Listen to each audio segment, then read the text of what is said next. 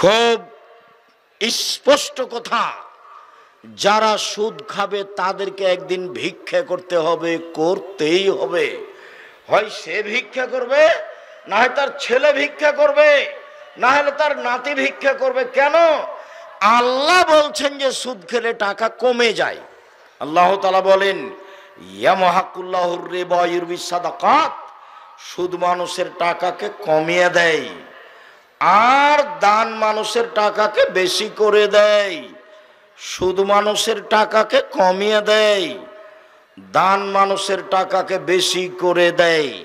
আল্লাহ নবী বলছেন, ইন্না রিবা ওয়া ইন কাসরা ফাইন আকিবাতুহু ইলা কাল্লিন, সুদ যদিও বাহ্যিকভাবে টাকা বেশি মনে হয়, যদিও সুদের বাহ্যিকভাবে টাকা বেশি মনে হয়, কিন্তু তার শেষ পরিণতি হলে নিঃস্ব।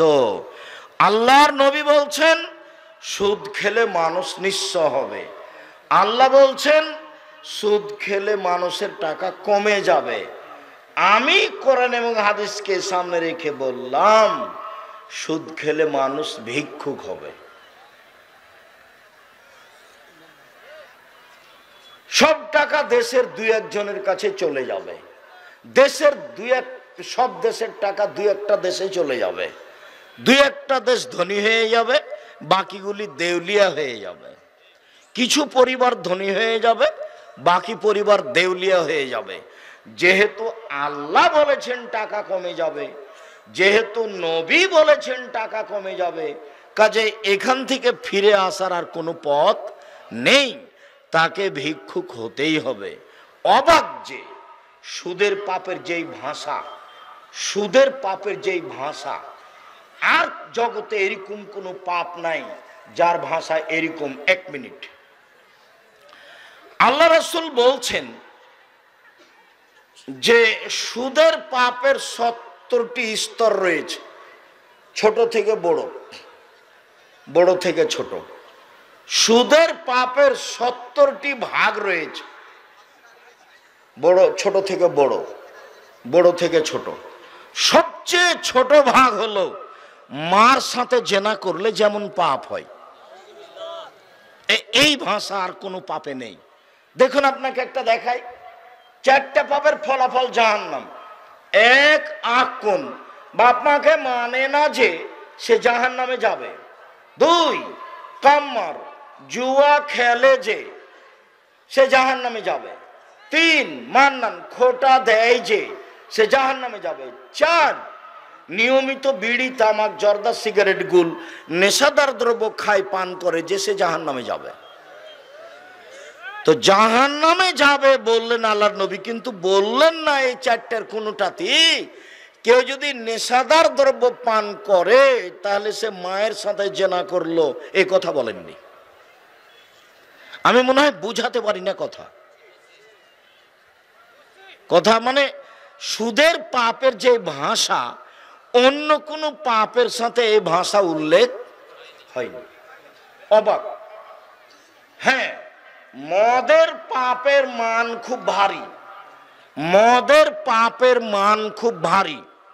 কেউ যদি একদিন মদ খায় তাহলে 40 দিন আল্লাহকে নিজের দিকে করতে পারবে না। এই পাপের মান, গতি খুব ভারী। কেউ যদি নেশাদার দ্রব্য পান করে 40 দিন তার নামাজ কবুল হবে না, তার মান খুব ভারী। কেউ যদি নেশাদার দ্রব্য পান করে তাহলে তার পাপ হবে মূর্তি পূজার মতো। সরস্বতী, ভগবতী, কালী, দুর্গা এদের পূজা করলে যেমন পাপ হয়, বিড়ি, তামাক, জর্দা, সিগারেট, গুল, নেশাদার দ্রব্য খেলে পান করলে তেমন পাপ হয়। মদের পাপের মান খুব ভারী, কিন্তু সুদের পাপের মতো ভাষা নয়। সম্মানিত দিনী ভাই বোন, এই ছেলে, যারা দায়িত্ব পালন করছো তাদের আবারও সতর্ক করছি, শোনো, বাইরে কেউ কোথায় 2 জন দাঁড়িয়ে কথা বলতে পাবে না। যদি বাইরে রাস্তায় 2 জন দাঁড়িয়ে কথা বলে এটা তোমাদের অযোগ্যতা। তোমরা জানো হাজারো লাখো মানুষের সমাগম হবে, এ কথাই ঠিক। সবার প্রিয় আব্দুল্লাহ আসবে, স্বাদ করে সবাই দেখতে আসবে, আমিও সেই স্বাদের। মানুষজন অনেক আসবে, এ কথাই ঠিক, তোমার প্রস্তুতি নাই কেন? আব্দুল্লাহ প্রতিষ্ঠানের জরুরি দুইটা কারণে আসেনি, বিদেশি মেহমানের কারণে আর প্রতিষ্ঠানের একটা জরুরি কাজের কারণে। ও আমাকে নিজে বলল, আব্বু আমাকে তো যেতে হয়, আমি তো নিজে ওয়াদা দিয়েছি।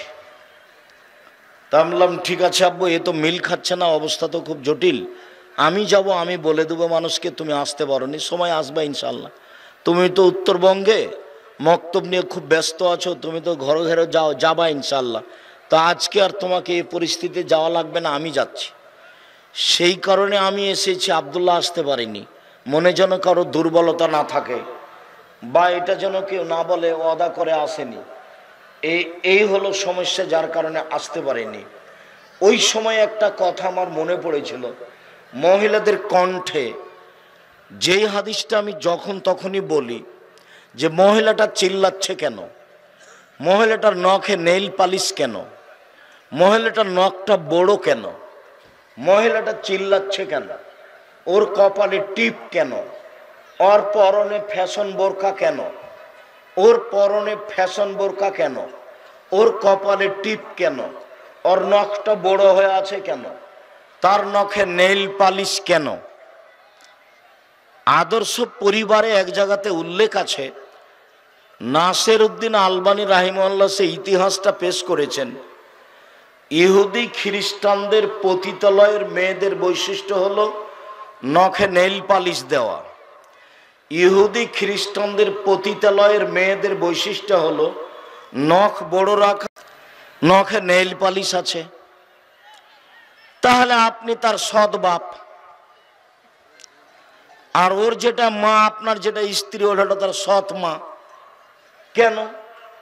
আল্লাহর নবী তো মাকে পাহারাদার বলেছেন। এক মিনিট, জাবের বলছেন আল্লাহর নবী আমাকে বললেন সবাই তোমরা থাকো, আমরা সকালে বাড়ি যাব। তা আমি বললাম আল্লাহর নবী আমি নতুন বিবাহ করেছি, আমাকে বাড়ি যেতে দেন। তা আল্লাহ রাসূল বলেন, ও তুমি নতুন বিবাহ করেছ, তো কুমারী মেয়ে বিবাহ করেছো না তালাক প্রাপ্তা মেয়ে বিবাহ করেছো? তো আমি বললাম তালাক প্রাপ্তা মেয়ে বিবাহ করেছি। তো তিনি বললেন কুমারী মেয়ে কেন বিবাহ করলে না, তুমি তার সাথে খেলতে, ও তোমার সাথে খেলতো। তো আমি বললাম দেখেন আল্লাহর নবী, আমার আব্বা উহুদের যুদ্ধে শহীদ হয়েছেন 9 জন মেয়ে রেখে, আমার 9 জন বোন আছে। আমি আমার বোনদের সমবয়সের মেয়েকে বিবাহ করা পছন্দ করিনি 4টে কারণে। এটা মনে করতে হবে। এই ছেলে, ওই যে নাগালের বাইরে কথা বলছো তো আর বুঝতে পারে না যে আমরা তোর কথা শুনতে পাচ্ছি। ও তো একটা বোকা ছেলে, চিল্লাচিল্লি করছে আর হেঁটে বেড়াচ্ছে। তোমরা যারা পাহারা দিচ্ছ কি, তোমরা বাহিরে পাহারা দাও, ওর তো আর কথা শোনার প্রয়োজন নেই, সেই জন্য বোকামির পরিচয় দিয়ে চিল্লাচ্ছে আর একজন ডাকছে চলে যাচ্ছে। আমি কি আব্দুল্লাহ বিন ফজল সারা রাত বক্তব্য দিব? এই তো আর কিছুক্ষণ পরই শেষ হয়ে যাবে ইনশাআল্লাহ। আল্লাহর নবী, আমার বাপ উহুদের যুদ্ধে শহীদ হয়েছেন 9 জন মেয়ে রেখে, আমার 9 জন বোন আছে। আমার বোনদের সমবয়সের মেয়েকে বিবাহ করতে চায়নি আল্লাহর নবী 4টা কারণে। এক, লেতুয়াল্লেমা হুন্না, আমার স্ত্রী যেন আমার বোনদেরকে বিদ্যা শিখাতে পারে। 2, অলে তুয়াদ দেবা হুন্না, আমার স্ত্রী যেন আমার বোনদেরকে শিষ্টাচার শিখাতে পারে। 3, অলে তুরাজ্জেলা হুন্না, আমার স্ত্রী যেন আমার বোনদের মাথার চুল চিরুনি করে সাজগজ করে রাখতে পারে। 4, অলে তাকুমা আলাইহিন্না, আমার স্ত্রী যেন আমার বোনদেরকে পাহারা দিতে পারে। মা হলো পাহারাদার, মা হলো পাহারাদার। এবার তুমি বলো তোমার বোনের নখটা বড় কেন? তুমি বলো যে আমার মা পাহারাদার। তুমি বলো তোমার মা নবীর কথার সাথে অন্যায় করেছে, তোমার মাই এই পরিবারটাকে ধ্বংস করেছে। তোমার মা মা নয়, হয় সৎ মা, নয় সে খালা, না হয় সে বুঝে না। বাপে বিবাহ দিয়েছে, স্বামীর ঘরে গেছে, তাই তার ছেলে মেয়ে হয়ে গেছে, সে জানে না মা কাকে বলেন। এই ছেলে শুনে রেখো, তোমার বোন তো কথা বুঝবে না, এখনো তো তার কথা বন্ধ হলো না, ঢং ঢং করে এসেছে, ঢং ঢং করে যাচ্ছে আর গল্প করছে, যাচ্ছে আর গল্প করছে। কেন? তোমার বাপের কারণে। তোমার বাপ একজন কাপুরুষ মানুষ, বিবাহ করা ঠিক হয়নি। আল্লাহ নবী বলছেন, দেখো যুবক মানুষ, তোমরা বিবাহ করো, যদি ক্ষমতা থাকে তাহলে বিবাহ করো। ক্ষমতা, ক্ষমতা এক মোহর, ক্ষমতা দুই শারীরিক ক্ষমতা, ক্ষমতা তিন কন্ট্রোল ক্ষমতা। এই এই কোথায় যাচ্ছিস? পিঠে চামড়া তুলে দেবো, দাঁত খুলে দেবো, বাইরে গেলে পানি এনে দেবো আমি, প্রয়োজনীয় জিনিস ব্যবস্থা করবো আমি, তুমি বাইরে যাচ্ছ কেন? এটা তো নীলফামারী। আবার নীলফামারী বলে কি বলতে চাইলেন?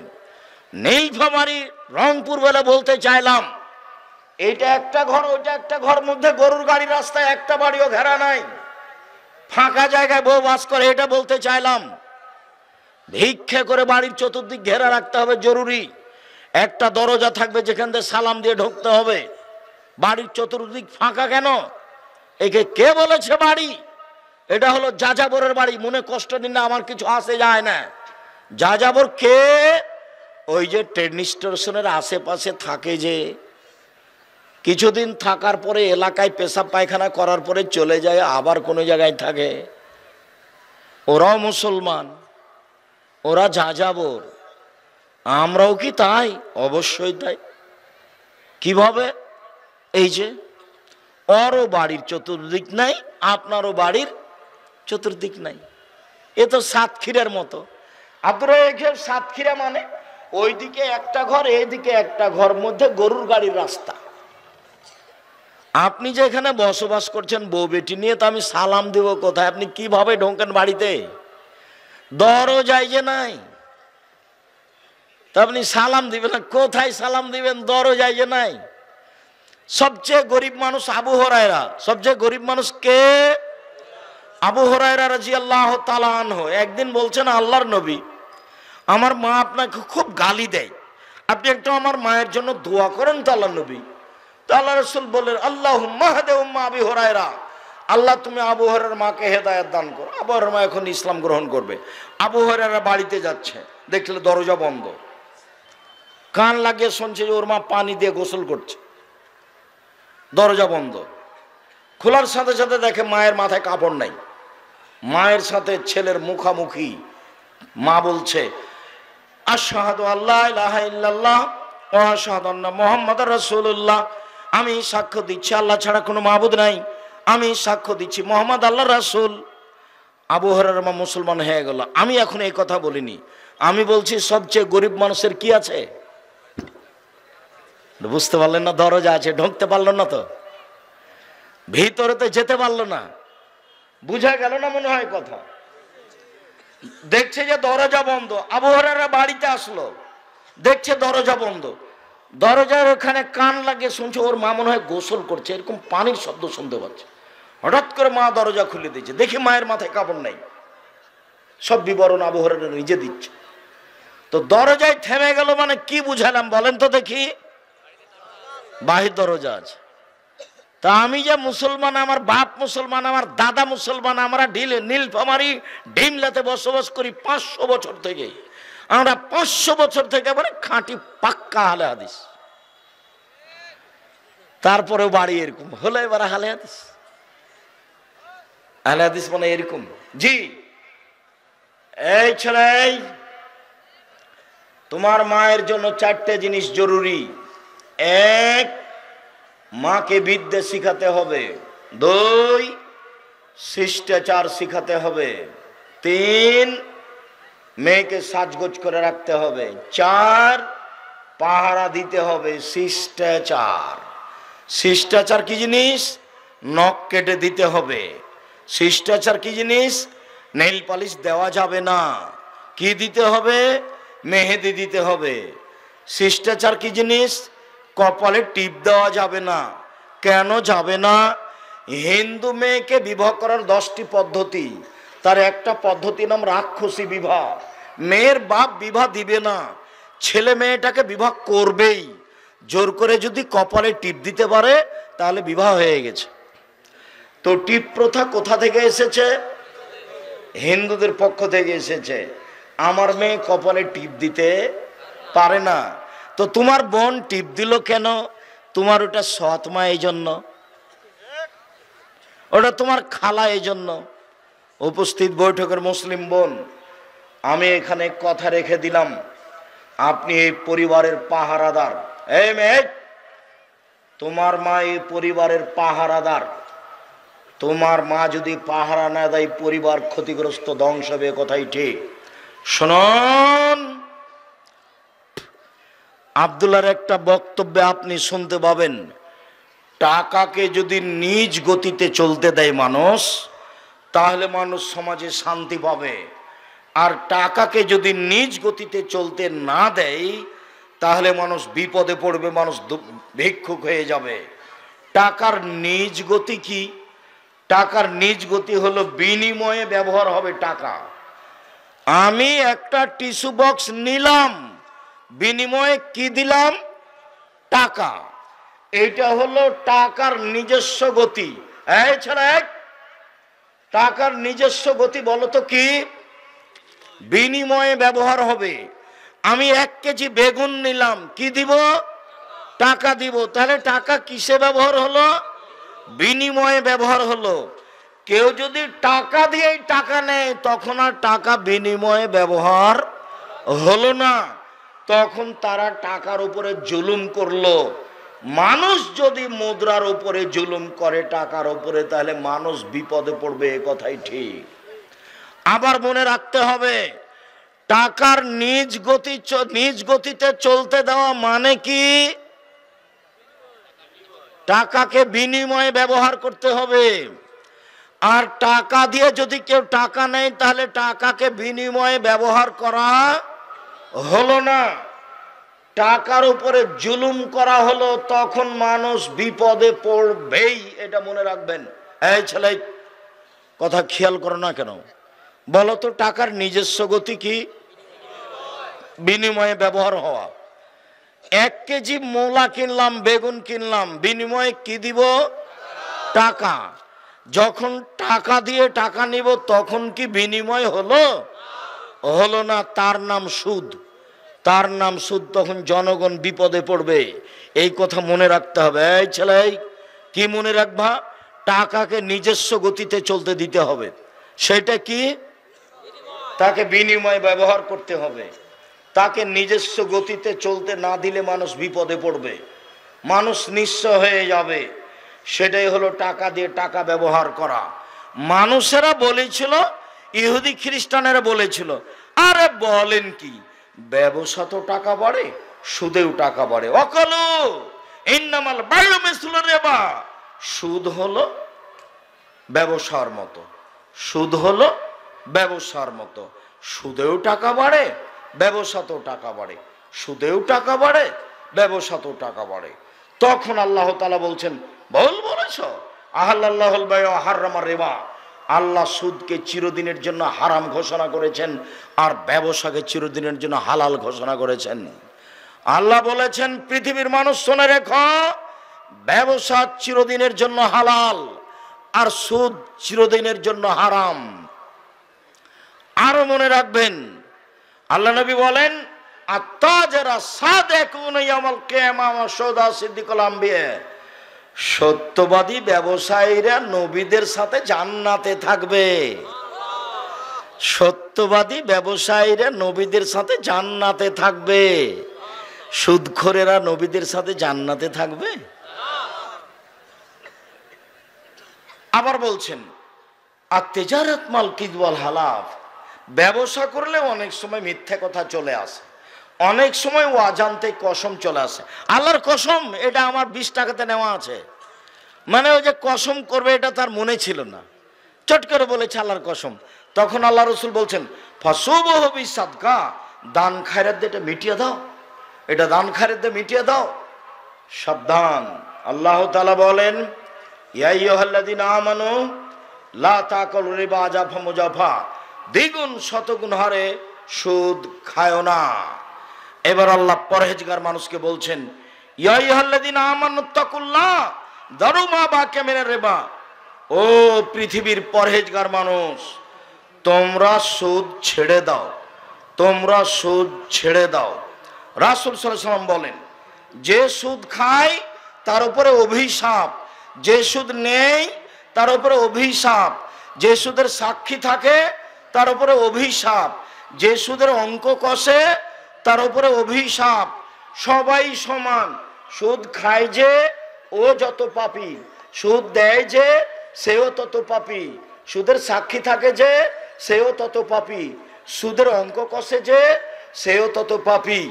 বাংলাদেশে এমন কোনো ব্যাংকিং ব্যবস্থা নেই যেটা সুদ মুক্ত, বাংলাদেশের মাটিতে এমন কোনো ইন্স্যুরেন্স নেই যেটা সুদ মুক্ত।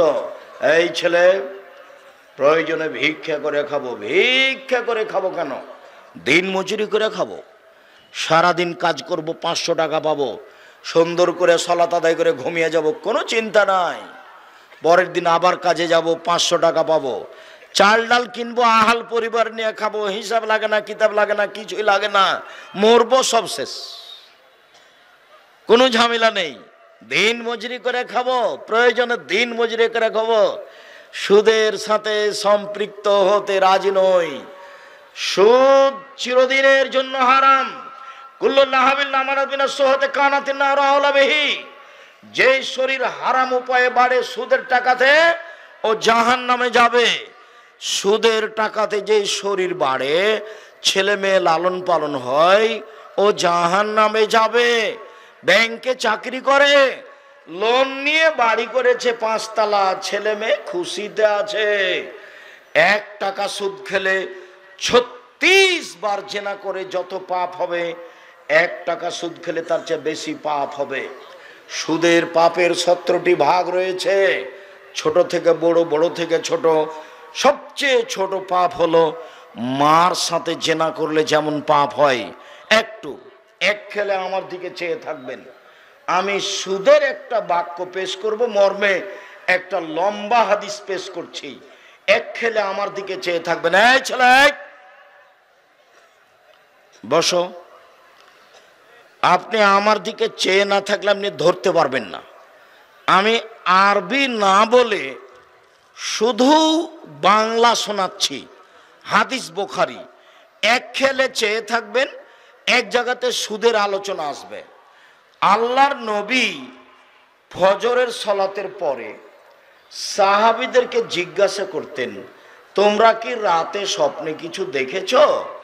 কেউ যদি কোনো কিছু স্বপ্নে দেখতো তো আল্লাহর নবীর সামনে বলতো, তখন আল্লাহর নবী তাবির করে দিতেন।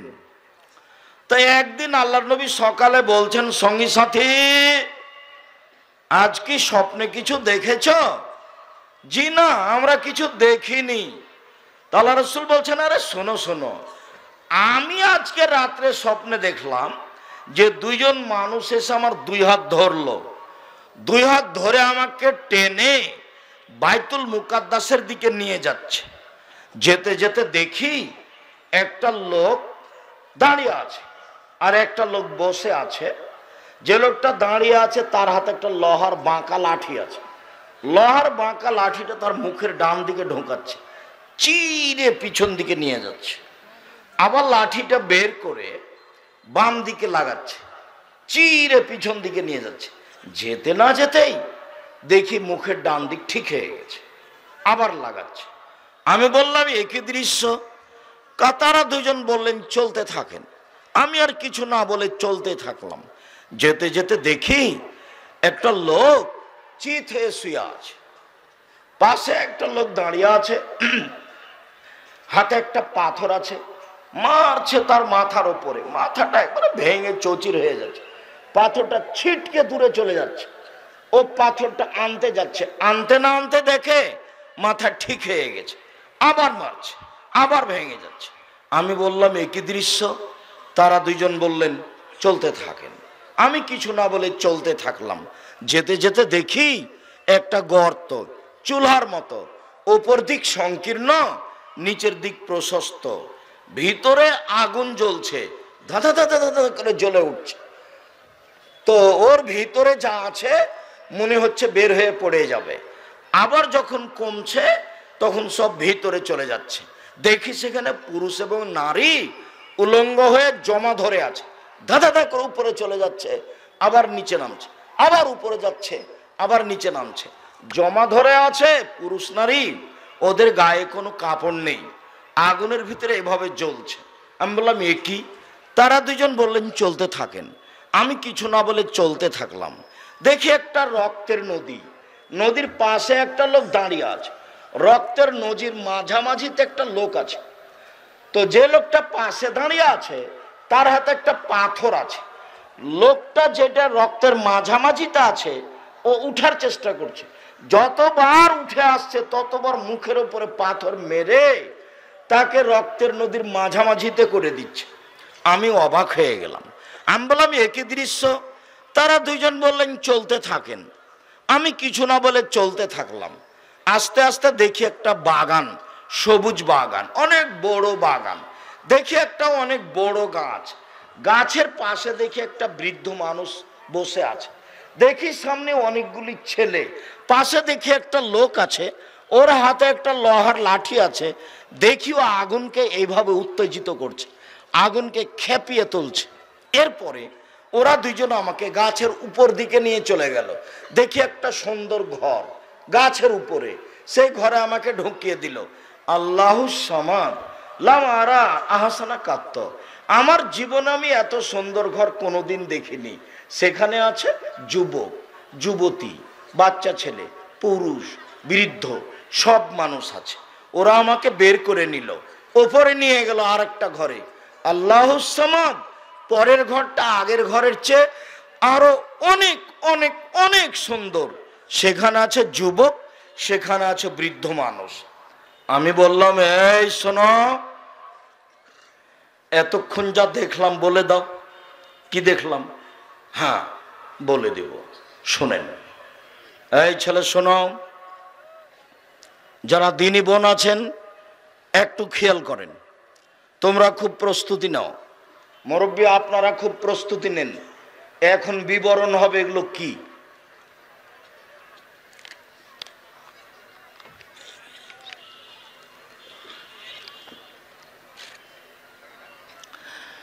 ওই যে আপনি দেখলেন যার মুখের ডান দিকে লোহা ঢুকিয়ে মুখটা চিরে ফেলা হচ্ছে, ও রাজুলুন কাযযাব, মিথ্যা কথা বলতো। ইউফালু বিহি ইলা ইয়াউমিল কিয়ামা, মিথ্যার কারণে তার এই শাস্তি দেওয়া হচ্ছে, বিচারের দিন পর্যন্ত এই শাস্তি চলবে। যার মুখ লোহার লাঠি দিয়ে চিরে ফেলা হচ্ছে, কি করত? মিথ্যা বলতো। আল্লাহর নবী বলছেন পৃথিবীর মানুষ শুনে রেখো, কেউ যদি মজাক করে না মজাক করে হলেও মিথ্যা না বলে, কেউ যদি মজাক করে হলেও মিথ্যা না বলে, আমি মুহাম্মদ তাকে জান্নাতে একটা ঘর নিয়ে দিব। মজাক করে হলে মিথ্যা বলবে না। মজাক করে কি জিনিস? এই আমার যেখানে কলমটা ছিল কে নিয়েছে রে? আমি দেখিনি। কে যে নিল কলমটা? এখানেই তো ছিল। একটু আমি কলমটা নিয়েছিলাম, আমি দেখছিলাম যে দেখি আপনি কি করেন, কি বলেন। এর নাম মজাক করা, স্বাভাবিক ব্যাপারে। তা আল্লাহ নবী বলছেন যে মজাক করেও যদি কেউ মিথ্যা না বলে, আমি মুহাম্মদ তাকে কি নিয়ে দিব? জান্নাতে একটা ঘর নিয়ে দিব। আলোচনা পাবা উপদেশ বই, আর আলোচনার নাম হলো সত্য মিথ্যা, সেখানে ওই হাদিস আছে। এরপরে যে আপনি দেখলেন যে লোকটার মাথাকে পাথর দিয়ে ভেঙে চৌচির করে দেওয়া হচ্ছে, উনি হচ্ছেন মাওলানা মানুষ, আলেম মানুষ। উনি রাতে তাহাজ্জুদ পড়েননি, কোরআন পড়েননি, দিনে কোরআন অনুযায়ী আমল করেননি, সেই জন্য তার মাথাকে ফাটিয়ে দেওয়া হচ্ছে।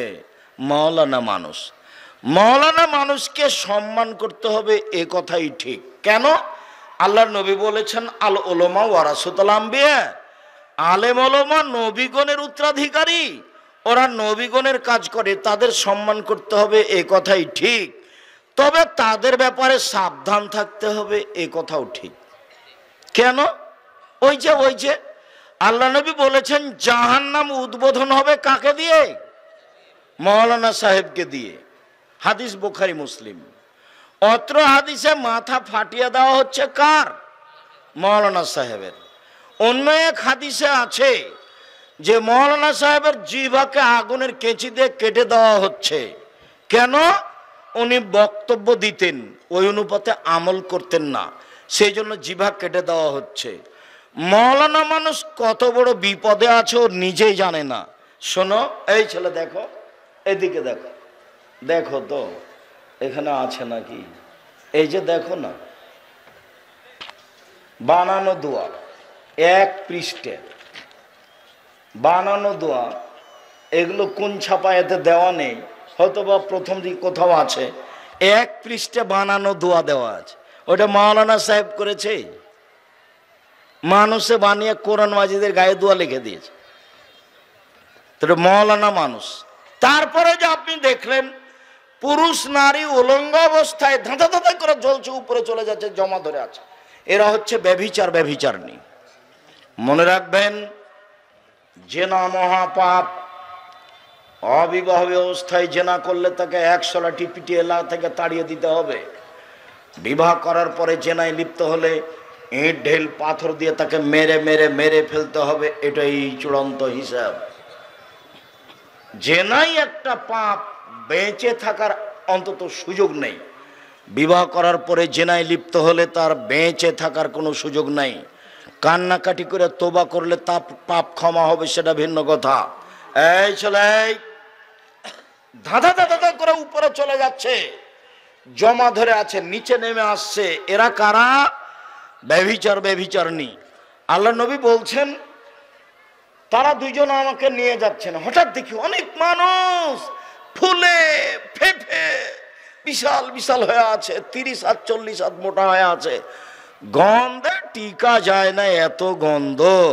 মনে হচ্ছে যেন গ্রামের টয়লেট, মনে হচ্ছে যেন গণশৌচাগার, মনে হচ্ছে যেন গ্রামের টয়লেট, মনে হচ্ছে যেন গণশৌচাগার।